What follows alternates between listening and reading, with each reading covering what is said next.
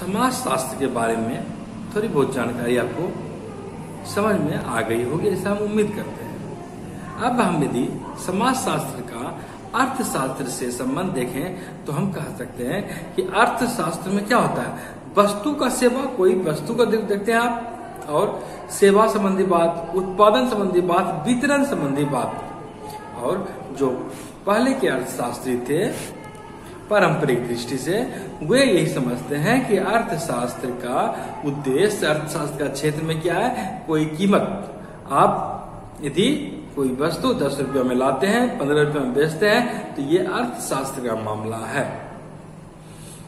तो कीमत में क्या होती है, मांग में क्या अंतर आता है, कभी कभी किसी वस्तु का बाजार में मांग बढ़ जाती है और कभी घट जाती है, ऐसी भी स्थिति आप देखते होंगे। उसके बाद मांग घटने बढ़ने से क्या होता है, पूर्ति का क्या उसका संबंध होता है। अगर आप कभी देखिएगा बाजार में जिस चीज की बहुलता होती है उसका मांग, उसका कीमत घट जाता है या कभी कभी बढ़ जाता है, ऐसा भी होता है। तो ये सब बातें, या मुद्रा प्रवाह मतलब पैसे का लेन देन, आगत निर्गत, कोई भी चीज हम लाते हैं या बेचते हैं, तो ये सब, तो आयात निर्यात, ये सभी मामला जो है लेन देन का, ये आर्थिक जगत में आता है, यह अर्थशास्त्र के अंतर्गत आता है। तो पहले इसका क्षेत्र सीमित था, वहीं अब किसी भी वस्तु का नजरिया देखने का बदल गया है। पहले जो अर्थशास्त्री सीमित दृष्टि से देखते थे, अब वे व्यापक तौर पर देखते हैं। और अर्थशास्त्री जो राजनीतिक आर्थिक उपागम से अब ज्यादा प्रभावित होते हैं। कोई सरकार है तो वह भी सिर्फ राजनीतिक निर्णय नहीं लेती है, बल्कि उसके केंद्र में आर्थिक बातें भी होती है कि इसका व्यापक प्रभाव आम लोगों पर किस तरह पड़ेगा। यहां पर आप समझ सकते हैं कि आर्थिक क्रियाकलाप का स्वामित्व के रूप में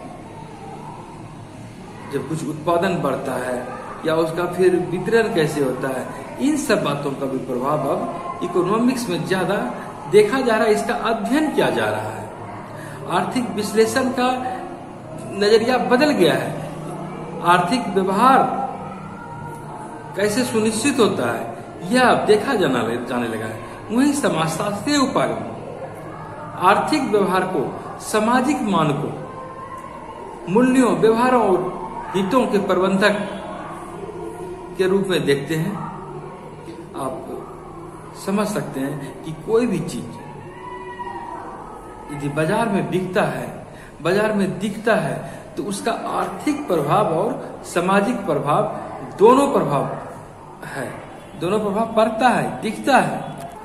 आप बाजार में कोई विज्ञापन देखते हैं या टीवी में, रेडियो में, चित्र में, समाचार पत्र में, कहीं भी, तो उसका आर्थिक प्रभाव तो है कि आप देखते हैं तो फिर आप सोचते हैं कि उसको खरीदें या निवेश करें हम उस चीज में, और आप फिर उसको खरीदते हैं या पूंजी लगाते हैं, उससे लाभ कमाने की कोशिश करते हैं, या नहीं तो फिर वो आपके जीवन शैली को प्रभावित करता है। आप देखते हैं जिस तरह का टीवी बिक रहा है, इस तरह का मोबाइल बिक रहा है, आपको खरीदने की ललक पैदा होती है। तो वो जब आप खरीदते हैं, फिर समाज में जाते हैं, अपने बीच में जाते हैं, तो फिर उससे दूसरा भी प्रभावित होता है। तो इस तरह आप देखिए कि समाज शास्त्र और अर्थशास्त्र कैसे एक दूसरे से जुड़ा हुआ है। और इसके बाद अर्थशास्त्र के अंदर की प्रवृत्ति देखें, जैसे कि कोई स्त्री है तो पहले अगर घर पे वो सब दिन घर पे काम करती है, तो इसके ये घरेलू कार्य का कोई आर्थिक पैमाना नहीं निकाला जाता है। लेकिन जब वही घरेलू काम आप किसी दूसरे से करवाते हैं तो फिर आपको पैसा लगता है। तब आपको समझ में आता है कि उस काम का कितना कीमत है, जिस काम को कि हम नजरअंदाज कर देते थे, उसका कोई मूल्य हम नहीं लगा पाते थे। तो आधुनिक अर्थशास्त्री और नारीवादी अर्थशास्त्री यहाँ पर हम कह सकते हैं। वो ये कहते हैं कि घर पर जो किया गया कार्य है वो भी उत्पादकता की श्रेणी में है। ऐसा नहीं कि हम फैक्ट्री में जाकर काम करते हैं, मजदूरी करते हैं, कुछ भी काम करते हैं तो वहां से आप लाभ कमाते हैं, लेकिन यहाँ भी जो कुछ काम करते हैं यह भी उत्पादक से जुड़ा हुआ है, इसका भी मूल्य है। तो देखने का नजरिया बदल गया है। यहां पर आप यह भी सोच सकते हैं कि जो भी विज्ञापन दिखाए जाते हैं क्या वो वास्तव में लोगों के उपभोग करने के तरीके को प्रभावित करते हैं? आप यहां पर चिंतन और मंथन कर सकते हैं। और आप यही बताइए कि आप ये सोचते हैं कि अच्छे जीवन, लोग चाहते हैं कि हम अच्छे जीवन जिए, सुखी जीवन जिए, तो अच्छे जीवन की परिभाषा क्या वह आर्थिक रूप से ही जुड़ी हुई है? इस पर भी आप चिंतन मंथन करें और कुछ लिखें। और क्या आप यह सोचते हैं कि खर्चे और बचत की आदत सांस्कृतिक रूप से बनती है? एक दिन में यह आदत विकसित नहीं होती है। आप इस पर भी मंथन कर सकते हैं। हम यह भी समझ सकते हैं कि हमारा सामाजिक जीवन और सामाजिक परिवर्तन आर्थिक तौर पर भी प्रभावित होते हैं। आपने कार्ल मार्क्स का नाम सुना होगा। कार्ल मार्क्स जो समाजशास्त्री भी हैं, अर्थशास्त्री भी हैं,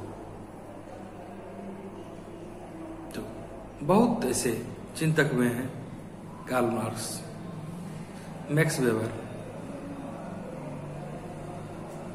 जैसे चिंतक जो है समाजवादी चिंतन को भी आगे लाते हैं और अर्थशास्त्र की भी बात करते हैं।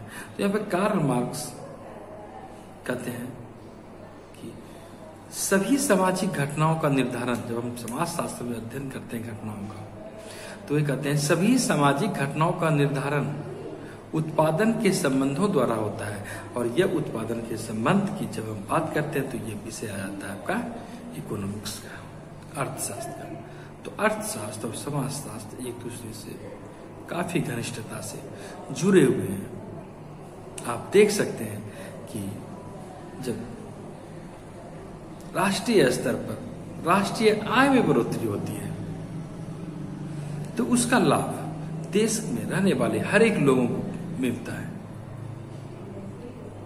और जब उत्पादन में वृद्धि होती है उसका भी लाभ लोगों को मिलता है, सामाजिक जीवन में परिवर्तन आता है।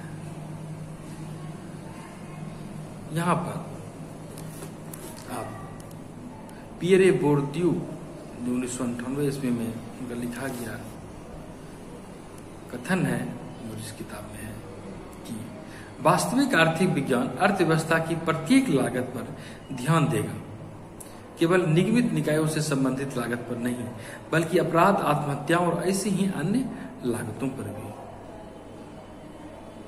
वे कहते हैं हमें खुशियों से भरा ऐसा अर्थशास्त्र आगे लाना होगा जो सभी प्रकार के हितों का ध्यान रखेगा, व्यक्तिगत एवं सामूहिक, भौतिक एवं सांकेतिक क्रियाकलाप से संबंधित तो होगा ही, साथ ही निष्क्रियता या अनिश्चितता, रोजगार से संबंधित भौतिक एवं प्रतीकात्मक लागत का भी होगा। इस तरह सामाजिक और आर्थिक व्यवस्था एक दूसरे से जुड़ी हुई